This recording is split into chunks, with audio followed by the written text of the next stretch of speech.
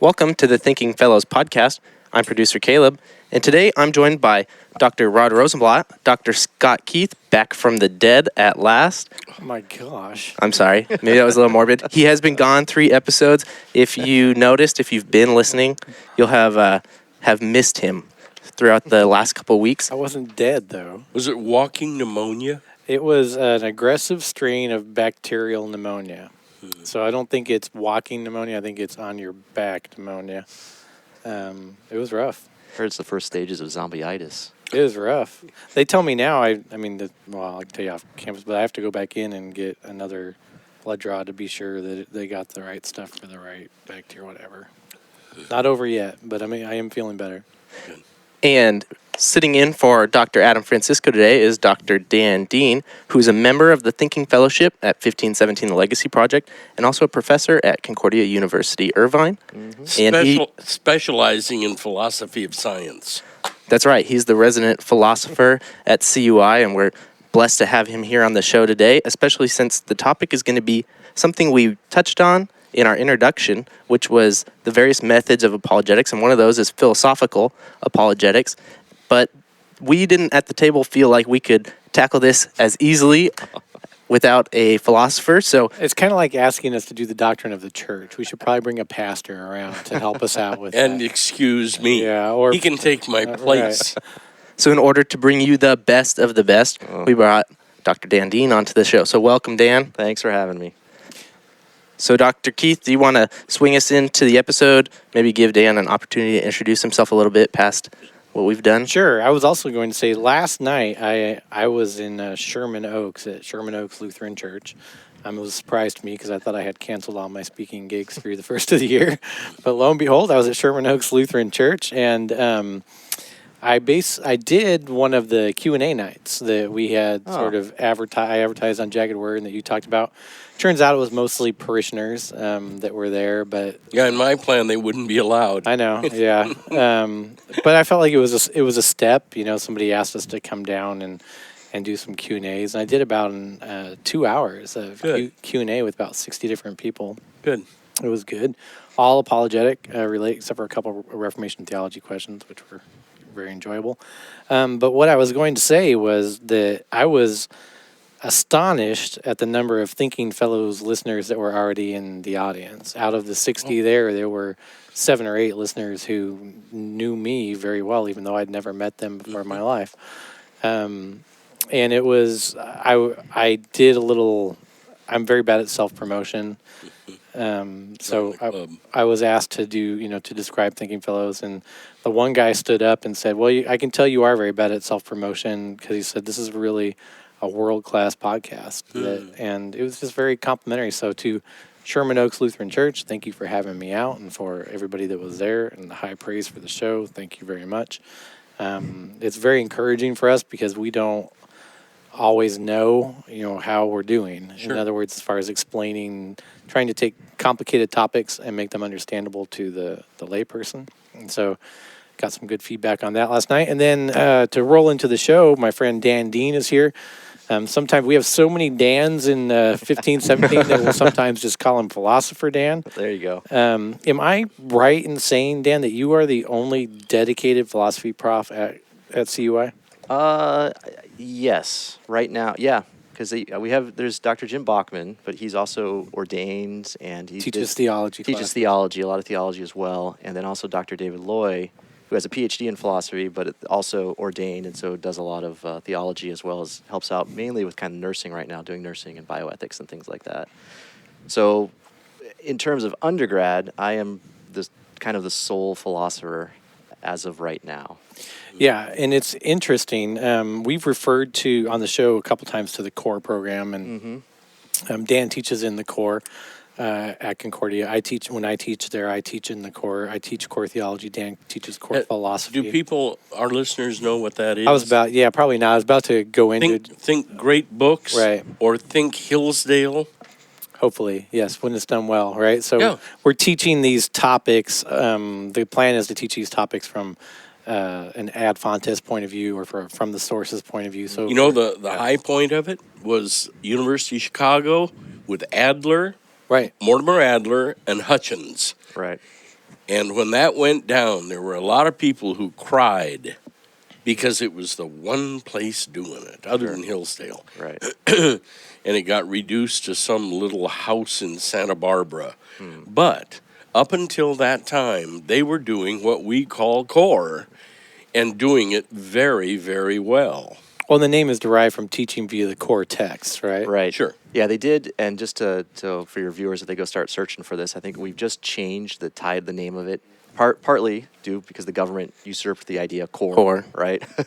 So we got to distance ourselves now because it's not like a STEM thing or Oh, it's something like like great that. questions or something. Yeah, it's now the enduring questions and ideas. Yeah. Core curriculum. So you can still call it core, but it's going to have this enduring questions and ideas attached before the core. And it's encompassing more of some of the undergrad courses as well, right? So as these things tend to happen, right? So we started the core, and it was sets of paired classes for all freshmen and sophomores, but it was a kind of subunit within the general GE requirement, the general education requirement.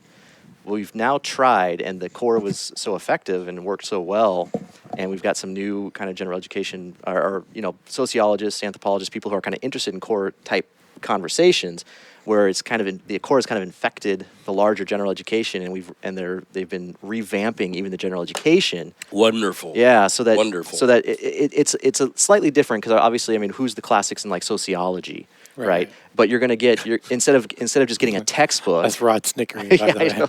Or psychology, but thing. But instead of getting a textbook, they're trying to incorporate more actual kind of classical text from that field, right? And linking them always to great questions.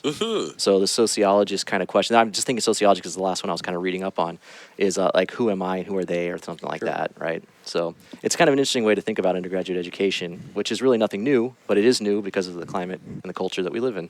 Yeah. Right. And it could be significant if we keep losing cognitive ground. It could be that places like us in Hillsdale and St. John's, New Mexico, and St. John's, Annapolis will be doing what the monasteries did during the Dark Ages. We'll have fewer students, but they'll be better prepped to be there. Right. So one of the things I was going to say about that is that Dan teaches pretty much primarily in the core. So what we have today on the show, we're kind of lucky to have him, I think, is that we have a philosopher on the show who teaches 4 sections a semester of enduring philosophy questions. And that's what he does. And it's, I wish that upon nobody. well, I heard you do your tutorials this week. I think you're quite good at it. But so. no, when somebody does that well, that's of inestimable value compared to other courses that are also at universities across the board. Yeah. I mean, think of Mortimer Adler. He was still filling rooms when he was 80, whatever. Right. And there was good reason for it. Right. Yep. It's a lot of fun. It's a lot of fun to take. I mean, because philosophy is one of these oddballs. I said I wish that upon nobody. I actually wish upon nobody to teach core theology, because then you're dealing with people that have a lot of background knowledge that are coming in, they think they have background knowledge, and then we throw them into a core theology program, and it's hard because you're right up against the precepts and things like that. Nobody knows philosophy, so I get these kind of naked little minds. Right. I don't know if that sounds weird, but I get these little minds that I get to kind of throw some philosophy on them, and it is enjoyable. It's fun. It's a lot of fun.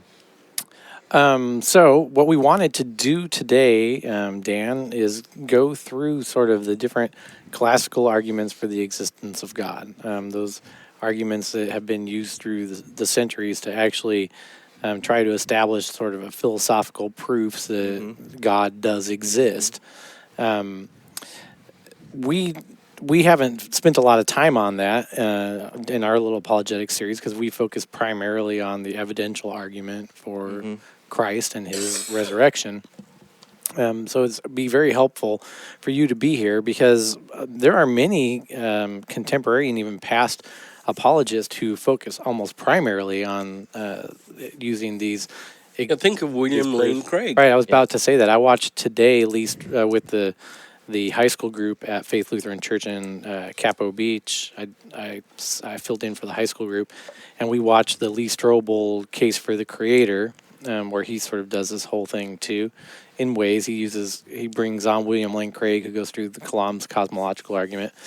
But they have been seen as central throughout the century, so it's not good for us to pass them up. So what I thought we'd do would be just sort of throw you the ball and say maybe you could, on each one of these, sort of just kind of give us the background. What is the argument?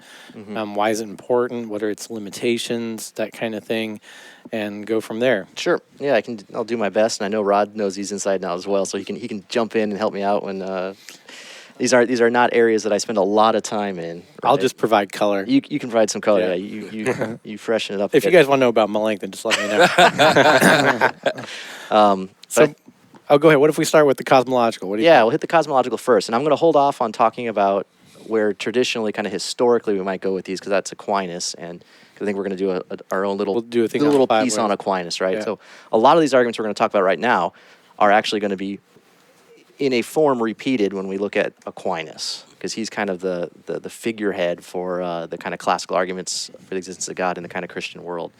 You've already mentioned the place that you almost have to start with, the cosmological, though, right? And that's William Lane Craig. He has done the most, I imagine, on the popular and the theoretical level, the kind of heavy-hitting philosophical level, to reestablish the cosmological argument as a valid argument for the existence of God. Right, and philosophers are weird, right? So when we mean validity, right, we're talking about an actual kind of argument here. Do the premises, do they support a conclusion? Sure. Right, and so you got valid inferences and bad inferences, valid arguments and invalid arguments, right? And as far as the premises go, which we'll get to in a second, the cosmological argument is a valid argument, right? Where it runs into problems. Again, sorry, before we define it, right? So let's do Craig's, because I think it's the most traditional, it's the most kind of well-known. If they search William Lane Craig, you can watch oodles upon oodles of YouTube videos of William Lane Craig laying out his cosmological argument. In its most bare form, right, it goes something like this. The cosmological argument deals with things of the cosmos, right? So this is an a posteriori argument, an argument from experience. We see something in the world, and we argue kind of backwards to a first something that had to be true in order to get to where we are now.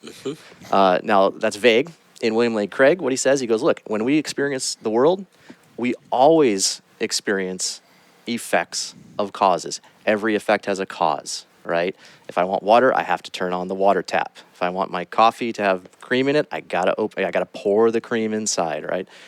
Now, because whatever begins to exist must have a cause, right? We look at the universe and we say, well, this had to start at some point, right? This wonderful universe that we're in, right? I mean, all science is founded upon the fact that there's this kind of causal chain in nature, all right? So from those two premises, whatever begins to exist must have a cause, and the universe began to exist. It follows, right, that therefore the universe had a cause. And if it had a cause, right, it had to be this kind of first cause, this kind of uncaused cause that got everything going. Because if it was a caused cause, we could always keep going back. Infinite regress, right? Mm-hmm. Which makes the fact that we're sitting here right now having this conversation impossible if it was an infinite set. Right? All the way back, yep. If it keeps going, because there had to be something that got it started that got us to where we are right now. Yeah, with an infinite set, you end up not having an explanation. You might as well skip it. Mm-hmm. Correct. Yeah, it just kind of the idea of an explanation falls away. All right. Mm-hmm. Now, what's kind of unique about the Craig piece and why I think he went with the Kalam, because the Kalam, if you listen to it, it's Islamic, right? These are Islamic scholars that kind of revived an old Aristotelian argument in his metaphysics. But the Kalam gives us supposedly, because here's where you're mentioning kind of a critique, where these things go wrong. Typically, if I'm talking about causes, and I'm talking about a first cause, even a supremely powerful, unique first necessary cause, something that's not like anything that we experience here, all I really have is a causer, right? I got there's no way to identify what that cause is like. But with William Lane Craig thinks that the Kalam argument actually gives him, at the very least, a personal being, because it had to be a decision to make create. gods, yeah. Yeah, but that's as far as you get. So you get a decision maker that decided to cause, and for the Kalam cosmological argument, that's enough to at least make the first being a personal being, Yeah. which is closer than to Christianity. Still doesn't get you to Christianity, and William Lane Craig will be the first person to tell you that does not get you to Christianity. Sure. But it gets you to a personal being at the beginning of the universe. I've often seen these in terms of so you're having an evangelistic conversation with somebody, right? You're sharing with them the gospel, and as you do that, different objections to the faith pop up, or different. I might even sometimes with people I've been in conversations with, it's literal roadblock. Like I can't even talk to you because my mind's so wrapped around the fact that I think there's no possibility of a God, or I think there's all that we have here is what we can know materially with our senses. That if you're in a conversation with somebody like that and you're getting right, you're hitting that wall time and time again, it's sometimes worth visiting these for just even a little bit of a moment, so that you can sort of move that obstacle out of the way and get back to Christ and sharing the gospel and the evidence in favor of Christ. Now I think you can do that backwards from Christ too, and you can ask them but I've actually been in some conversation. The one I recall is a philosophy student out in Oxford, and he was just he was stuck, right? 'Cause we could not go any farther in the conversation until the idea of the possibility of an existent God was discussed in some way, shape, or form. Even unbelieving philosophers can say something like, and they have, the toughest philosophical question is, why is there anything at all? Right. Now, those are very bright people who are asking that question. Yeah. Why is there anything rather than nothing? Right. Some have called it the primary philosophical question. Yeah. And it's all, even the guy I worked with at Florida State is willing to admit that we could explain kind of anything scientifically. We can explain down to almost the bare bones, the bare structure of the universe. But it still kind of begs this question of, why is the structure here? Yeah. Right? What's going on? Why is it this way? Which is, it's not quite the kind of cosmological argument, but it's very cosmological-ish. Right. Yeah, and it's voiced by very, very bright Yeah. atheists. Right. And they're seeing something. Yeah. There's something they're onto. Right. And it was interesting as we were going through this today with the high school kids at Faith. Lee Strobel points out that, and I thought it was kind of a brilliant thing to point out, is that this particular argument has been given a lot more credence in the scientific community post-Einstein. Oh, yes. Because, post-Einstein, what you have is the idea of an ever-expanding universe, which means that at one point, if you contract that expansion back, at one point, it was so dense that it had to have an automatic starting point where it came from nothing. Whereas before Einstein, the idea was very popular that the universe has always been as big as it was and had existed forever. Yeah. In that and state. And physics has been of help to every Right. theist in that. Yep. Yeah. So the The big place you'll get your kickback is those who don't have any science. Yeah, the Big Bang cosmology has done wonders to kind of, particularly with the Kalam too, because it's talking about this kind of chain to the beginning of the universe, Yeah. right? Big Bang cosmology has really helped in terms of getting the physicists to say, yeah, there was kind of a start, right? And it's interesting, even though there's some popular books about it, when you're thinking about the kind of rabid critiques of Christianity, sometimes called these like new atheists. It's usually not physicists; it's biologists, right? The physicists are usually relatively quiet on on this front. There's been one in the last couple of years, that Lawrence Krauss at Arizona State in Sure. Tempe. And well, plus you did your PhD under Under Michael Roos, Michael Roos. right? And he's this stuff he's more than willing just to kind of say, yeah, these are big questions, right? The biology, though, Yeah. no. Yep. I think we'll tackle that one later, the teleological. But All right, and Lawrence Krauss, if I remember right, goes after the idea of a universe from nothing, and the basic argument that he makes is that some mathematical equation has shown that there's no such thing as nothing, essentially. right. But it's funny, as he explains it, it becomes obvious that he's just playing word games. It's semantics, right? when he says there's no such thing as nothing, he's really describing what we would call nothing. Right. If you want to watch, if your listeners are interested in kind of watching this, it's heady, and like I'm looking at it going, but if you give it some time, right, and let it soak in slow stages. William Lane Craig debated Sean Carroll, who I believe that Sean Carroll is a physicist, a legitimate physicist. He's a cosmologist and physics professor specializing in dark energy. All right, I mean he's got his credentials, but they debated up in that outfit in Pasadena a couple of years ago on the title of it's God and Cosmology. Right, Okay. Sean Carroll and William Lane Craig. Just give it a quick Google search and you'll find it. We'll put it in the show notes. Yeah, Yeah. I have it going into the show notes. And it's great. You can watch them go back and forth on this, and sometimes it gets a little semantic-y in terms of like it looks like they're playing word games with each other. Right, and that's interesting to me because what you have is physicists that are acting as philosophers. That's right. But that's where the field is. I mean, again, my actual studies was in philosophy of science, and what's unique about physics is that because they're at that kind of outer edge and post-Einstein and you've got two fundamental theories understanding our universe that do not correlate with each other, right? You've got you got quantum. You're taking me off topic here, so I'm trying to pull it back in here. You've got well, never mind. You got the two fundamental theories that are at odds with each other, and they're trying to reconcile. Of physics? Of physics. So like Newtonian physics versus quantum physics? Yes. Or non-Newtonian? Yes. I mean, Yeah. there are issues in there. You'll have to go find a physicist to tell you more Sure. about it that I can. But I think the interesting point here is even if he's a very sharp atheist in the field of physics, the chances are much greater with a guy like that than they are with social and psych majors. Right. Sure. Yeah. Or bio. You can get them Yeah. to an honest agnosticism almost. Yeah, that's right. But they're dealing at the edges, so it's in a weird way. They're the traditional sense of scientists. They're natural philosophers, right? Because they're pushing these mathematical equations that have no empirical content. Right. Right, and they're waiting and they're hoping and they're trying to even devise experiments to get some empirical content, but some of it is so beyond the even ability to get empirical content at this moment. Sure, and some of the initial equations are based on the concept that there are multiverses to explain some Right. of the variances.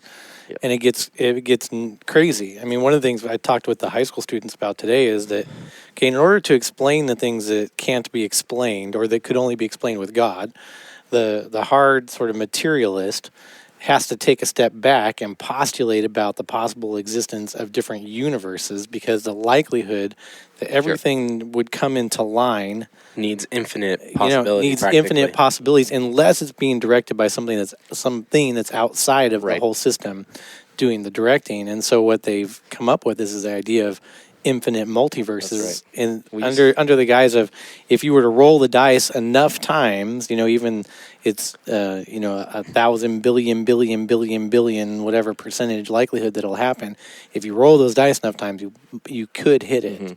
And so it just gets we sort of end up at a place where, okay, so am I going to have faith in the possibility of design where and cause where cause seems to exist, or randomness that takes a billion rolls of the dice and infinitely expanding, contracting universes or something. Right, it's crazy. Which then make the universe entirely meaningless. Right, Right. it's nuts. So, but that's where they're at, and here's your big problem, right? And this is going to be a similar problem with many of these types of arguments, is if you're going to wed it, right, that tightly to science, the problem with science is it's completely unpredictable, right? We don't know where it's going to go, and if it turns out that all of a sudden some of these theories start getting some what look to be really good empirical content, and I've wedded my argument the way kind of Craig has to a finite or the impossibility of an infinite causal chain. Yes. Right. Which, a little teaser to your audience, Aquinas doesn't do that. Aquinas allows the possibility of the universe actually being infinite. So there is a way to promote this argument in a way that would even Sure.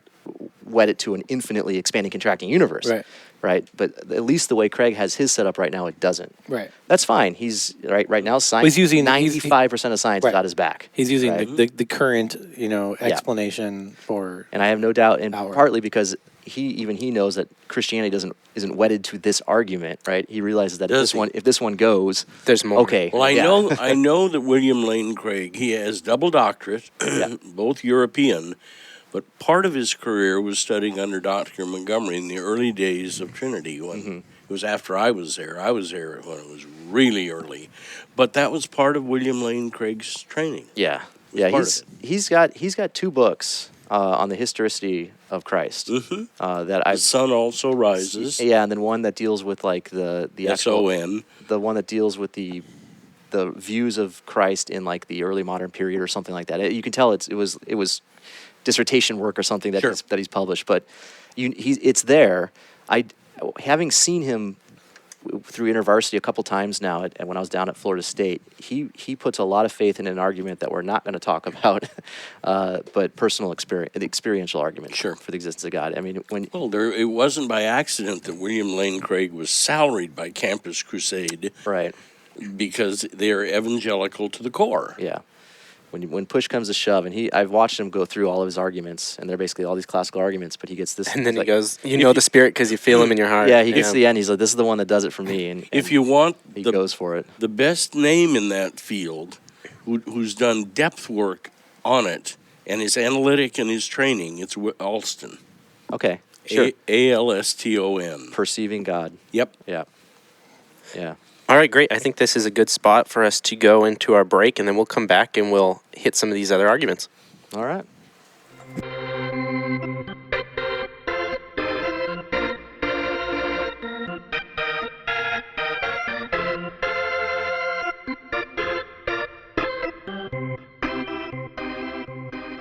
Welcome to our break. Today we're going to talk about a pretty useful book, in my opinion. It's an apologetic work by Dr. John Montgomery. It covers a broad amount of subjects, and it's really easy to read. I think we've talked about it before. It's the Tractatus. Dr. Rosenblatt, why don't you talk about it? You have a lot of experience. You introduced me to it. You used it in the analytic philosophy course that I had with you, and it was amazing. So it'd be great to hear you talk about it. Well, Dr. Montgomery's whole career has been directed to the defense of the faith as true. In this magnum opus of his, it's important not to be put off by the Latin title, because it is very simple to read. It's patterned after Wittgenstein's Tractatus Logico-Philosophicus. But don't be put off by the title. It's off-putting, I know, but that was done on purpose by Dr. Montgomery. This is a sweep through all the things we've been talking about here, including evidential apologetics, the deity of Christ, and a high view of Scripture linked together, and so forth. But the thing I would most say to readers is ignore the title. Start reading, and you will discover just how simple this book is to read. And it's designed to be like that. There's humor in it. There are footnotes galore, always in Dr. Montgomery's case, and they're definitive because his first PhD of 5 or 7 or whatever was in library science. He knows how to make a library work for him. But the thing that you'll be amazed at is the simplicity of the text. Yeah, it's in outline form. It is. So is Wittgenstein's, yes. Which makes it very, very easy to go through because it's topical, and each one of the topics above then gets into finer and finer points. And like you said, there's some humor to it. I think it's also easy to kind of skip around to various sections if you need to, but it's also not something that like would take forever to get through. No, not at all. Not at all. He has spent more time than I think any other thinker in the Western world, other than Lewis, in this world. Particularly, it was helpful to me, particularly because he doesn't do what so many theologians do and close the gate to all scientists. Yeah, and if I can jump in here and just say one thing, I think I've told you about this before, Rod, but so my career path, my vocation took me down the road to get into philosophy, right? Out of Concordia University at Irvine, where I was studying theology to be kind of what we call a DCE, or for your non-Lutheran listeners, a youth minister, a youth leader, or something like that. But Montgomery's work was fundamental to keeping my feet on the ground when I was in the world of philosophy. And I'm pretty sure that if I would have done philosophy first and then theology, under a kind of more traditional philosophical training, I would have either ended up in the presuppositionalist camp, or I would be in the kind of radical skeptical camp. Right? There's really no other two options within the pure philosophical world.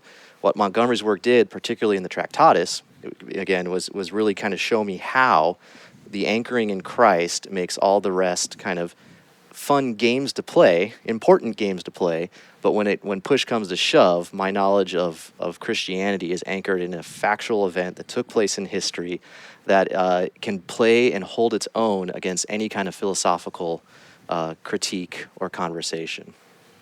So that's available at shop.1517legacy.com. I'll put it in the show notes in a link. So if you're listening via iTunes, if you go to the description section of the show, everything that I talk about that's the show notes, this is a good reminder right now, everything I talk about that's the show notes shows up in the iTunes description section. There's sometimes links there to certain things, and other times it's just description material. But if that's not working for you, or you don't use a podcasting app, you can go to thinkingfellows.com, and under each episode, I've listed those links. So you can go there. You'll find pretty much every book that we've discussed, as long as it's still for sale and I can find it in print somewhere, usually Amazon. And so you'll be able to go look at those books, purchase it if you want to add that to your library. All right, so do we need to wrap up anything with the cosmological argument? Have we gotten to the dark underbelly of that argument, other than it really can only point Dan really did Yeah. in his exposition of it. Got to that too. Yeah, I mean, and again, when you talk with the philosophers, most of the philosophers are going to recognize that it's not going to get you all the way. Sure. Right? They supplement with other arguments. Sure. And eventually we'll get to Christ. Yeah, no, that's the goal, right? All right, moving on. Dan, you want to lay out the next one that we have on our schedule here, which is the ontological argument? Oh gosh. Oh, goodness. Let's go to teleological. I know, I really want to too, but Do you want to pop to the table? no, let's go to ontological. All right. I want to save teleological for the top of the next show. Yeah. Gotcha. Okay. All right. Okay. So, oh boy, so ontological, right? so here we're going to go 180 degrees the other way. Yep. Yeah. Right. Yep. So cosmological deals with the cosmos and deals with kind of what I called in that last segment a posteriori knowledge, some kind of fact about our universe that we then argue backwards from. Mm-hmm. Right. The ontological, starts from what's the word, Rod? Ontus. Yeah. Something like that. It starts with like mind, idea, concept. And right? a particular definition of God. Correct. Right. Yeah. So Very particular. here we're dealing with an a priori argument, which means that we're going to deal with. You don't need any facts. You don't need any facts. You can sit in your bathtub with a glass of wine and prove that God exists. Yep. Right. Or Not just as an idea. not just as an idea, but as a physically real, necessary being. And the locus classicus on this one is a guy named Saint Anselm. All right. Sure. I forget where he was. What was his title? He was Archbishop of Canterbury. Archbishop of Canterbury, right? So we're talking. I mean, this is 1033 to 1109. 1109 is his death date. So this is. I mean, we're back there, right? We're at the to put it into kind of context, like the medieval universities hadn't even quite arisen yet. I mean, we're 1000 AD. Yeah, right? and it's in the form of a prayer. And it's in the form of a prayer. And he thanks God that it's impossible to doubt that he is. Right. Yes. So his primary question. So he's meditating on Scripture and he's praying on Scripture. He comes across Psalm 14:1, and he comes across the line where it says, "Only the fool can say in his heart that there is no God." Mm-hmm. And so he takes this and he says, "All right, what does that mean?" Right? And he starts thinking about this, and he begins with a definition. He says, "Well, what do I mean by God?" Right? And he defines God as that than which none greater can be conceived. Right, that than which none greater can be conceived. And it only works with that definition. It only works with that definition. Yeah, that's for sure. And I always joke with my students. I go, there is, this is kind of an empirical question. We could go out there and kind of do some sociological studies and kind of take some surveys and say, hey, out of these definitions, do you think is this a good definition of God? Right, that than which none greater can be conceived. Anselm thinks, he thinks everyone's going to commit, even the fool. Yes. Right? Even Yes. the fool is going to commit to this definition. Because if there is something like God, it is going to be that than which none greater can be conceived. Another one that's part of the culture of that day, and sometimes authors don't stick this in, it's unsaid, but it's a greater thing to exist in external reality than to exist as an idea in a brain. That's right. Yeah. So that's coming. I mean, that's what's going to drive this thing, right? So one way to think about this is for philosophers, what does it mean to be foolish? Now, Anselm, again, he was a theologian, but he's a very philosophically astute theologian, as they all were back in the day. What does it mean for a philosopher to be foolish? And here, the standard of rationality, all the way back into Socrates' day, has been contradiction, right? Yep. The philosophical fool is one who contradicts himself. And it's contradiction which actually is going to drive this argument. It's going to be what shows that the fool can say in his heart that there is no God, but That doesn't make it so. it doesn't make it that the fact that he commits to the definition means that the God actually has to exist in Right. reality. Yep. If you Yes. deny the reality, then you are contradicting your own definition, right? Now, the move is to have a premise, something of which Anselm is very okay with.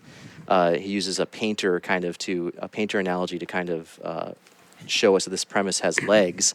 But the idea would be that it's always better to exist in reality than just in your mind, just in your idea, right? So you can think about, if you've gone to Ruth's Chris Steakhouse and you've had a wonderful steak dinner there, right? The idea in my head is pretty darn tasty, right? But it's never as good as the steak that's sitting in front of me. I like right? the Right. Chris.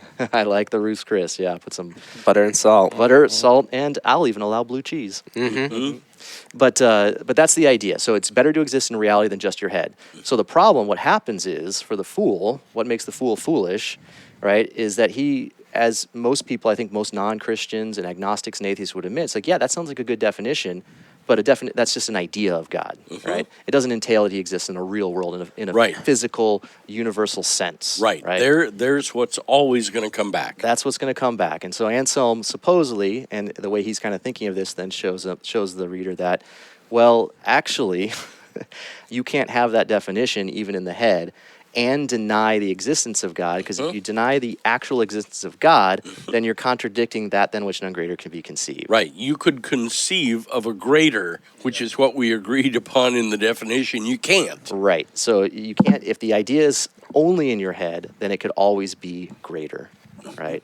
Yep. And if I deny that what makes it great, which is the existence aspect of it, the existence in a physical world, Yep.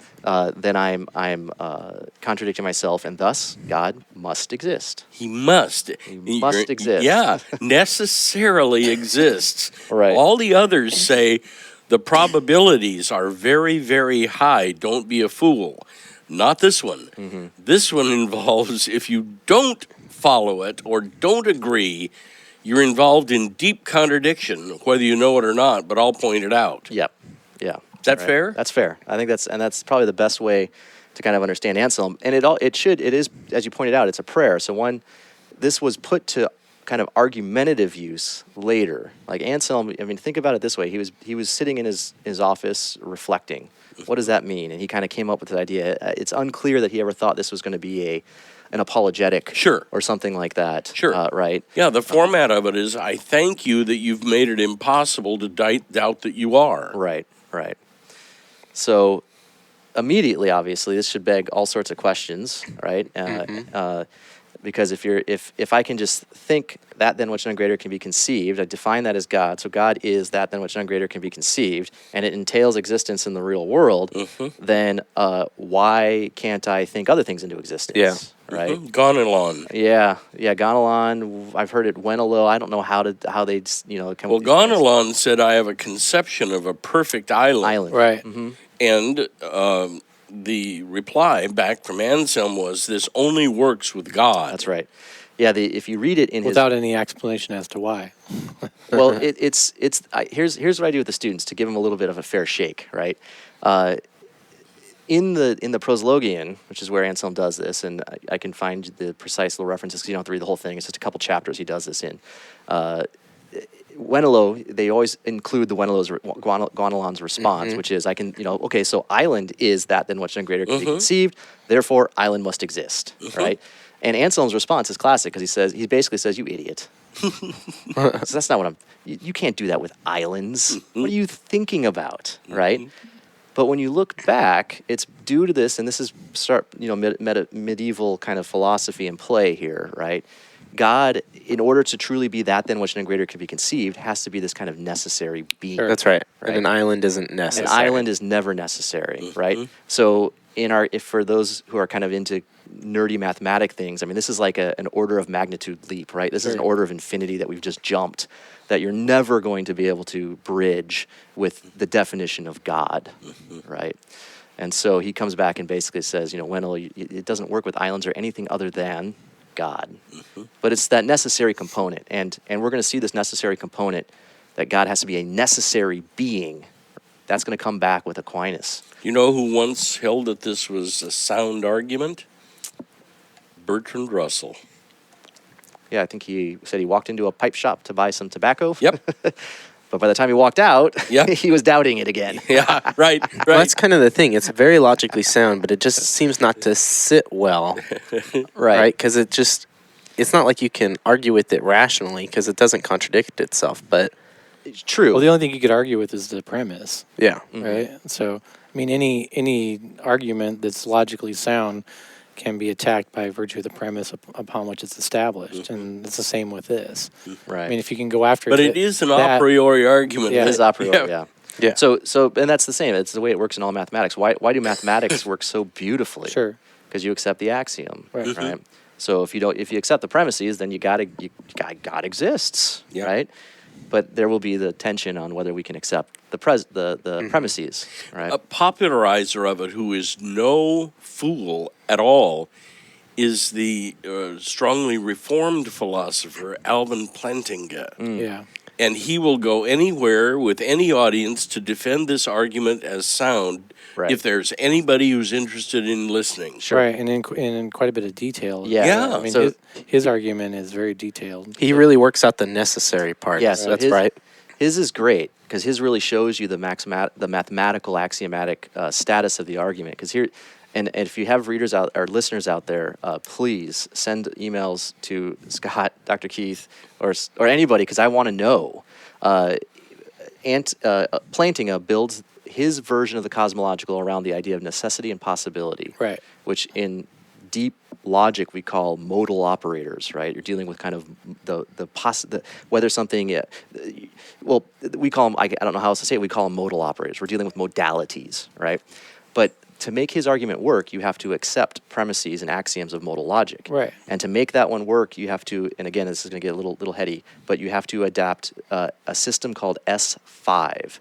Now, as far as I can tell in my little research I've done on this, the only time S5 is used, you don't need it to do modal logic, but the only time it is used is to defend the ontological argument, which is typical mathematical philosophers playing these games, right? And what it does, if I'm remembering correctly, what that axiom does is it shows you that if something's possible, it's necessary in this world or something like that. So Yeah.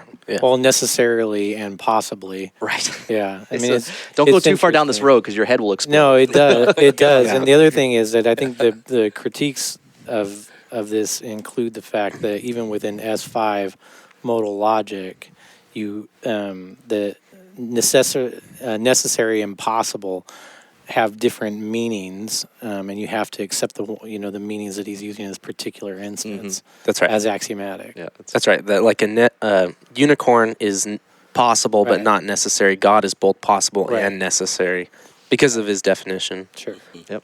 Yeah. So Wild. yeah, Yeah, it it is gets wild. crazy. But I mean, if there is a guy who's going to do it well, it's Alvin Plantinga. Yep. Sure. What about Kant on this, just as we finish up? So interestingly enough, it was due to kind of the critiques of Kant that I think somebody like Plantinga reworked it a little bit. Actually, it was Norman Malcolm first. So Malcolm reworks it in response to Kant, and I don't. Norman Malcolm, professor at Cornell University. one-time professor of Dr. John Warwick Montgomery. Yep. At Cornell. Back in the day. Yep. But he reworks it into necessity and possibility, and then Plantinga saw some problems. Just to give the readers kind of history of this argument a little bit, contemporary history actually now. Norman Malcolm reworks it under the idea of possibility necessity, And then Plantinga comes along and fixes a problem with Norman Malcolm's argument and develops the more robust modal argument for the existence of God. And Plantinga stuff is free. If you just search for Plantinga on modal argument, sure is. Yeah. you can find all of it. It's not something he's actually, I think, put into too many like serious. It's not something he's protecting as like Wants it available. Yeah, he wants it available. Probably because he really believes in the argument. Well, like Rod said, he'll go anywhere to do this too. Yeah. Yeah. So our problem with the kind of ontological argument, it's historical. It goes right to the big name is Immanuel Kant, Sure. right? And he comes at this and he hits it hard and says, look, existence, that idea, that second move where which would become a second premise in the classical ontological argument that it's always better to exist in reality than just in the mind. He goes, existence is not something that we predicate of subjects. Right. It's just not something that we include in the kind of description of things. Yeah. Suppose I had a collie dog, and I gave you all these descriptions of my collie that were all positive. And then at the end of the conversation, I added, and he exists. Yeah, we think that was rather odd. Yeah, we would. That's an odd way to talk. Right. And that's what Kant is going after, is you got to be careful with. Right. Not in Bill Clinton's sense, in the philosophical sense. That's right. So It's not the usual predicate. that's Right. right. There's different ways to use the verb to be, right? And some of them are dealing with predication, some of them are dealing with existence, right? And the way I've heard it put kind of most cleanly, I think, where it kind of maybe helps see it, is that when you're dealing with existence claims, you're usually dealing with a relationship to the world, Yep. right? Which is the very thing that's being assumed. Hence the in descriptors of the ontological- collie. Yeah. Yeah. Yep. Or which the ontological argument is just assuming that Right. that is part of the descriptive the work of is, and it just isn't. We never talk that way. Yeah. Right. Kant really ran it through the ringer. Yeah, and the only way again that it looks like to save it is to do the crazy stuff that Alvin Plantinga does in the modal operators. Yeah. Right. But It's unique. it's unique. It's unique. It's unique. Yeah, it's unique. Do you have anything? No, with I that think one? we're at, unless we have some more of the dark underbelly, we need to wrap up, and I think that was a pretty good episode. Yeah, we're hitting up time, which is okay because now we can make this a wonderful 2-part episode, and I always like those. I think they're really fun. I think we get a lot of people who wait in anticipation for the next episode. That's why I made him wait on the teleological. Yeah, which happens to be my favorite. You get mine too. You get the good one and the second episode. Oh, there you go. Yeah. All right. So hold on, listeners. egg. We're going to come back in a week with some more of these philosophical apologetics. Hopefully get some more arguments in here, maybe not as abstract as the ontological argument, but we needed to get some of these necessary ones out there. We can't ignore how useful these have been through the centuries or how they've been used. So please go like us on Facebook and Twitter, subscribe on your favorite podcasting app, and make sure not to miss us next week. We'll catch you next time.